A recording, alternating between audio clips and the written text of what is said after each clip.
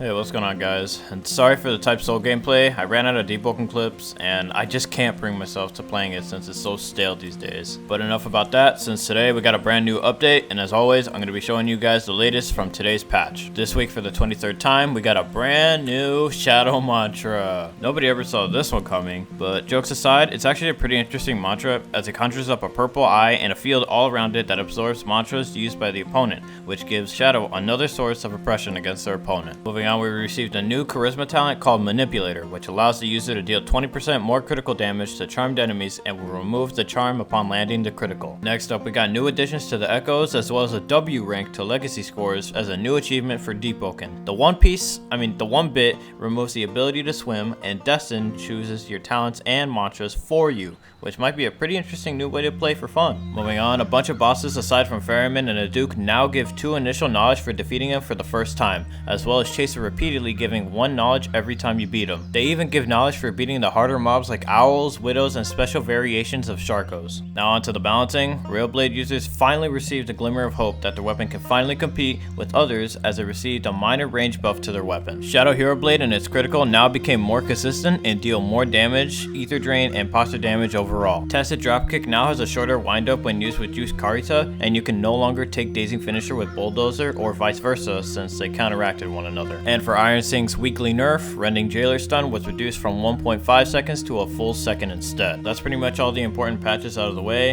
and even though this update was a little more stale, it might bring hope to a much bigger update next time. In any case, that's all I got for you guys today, and I'll catch you guys in the next one. See ya.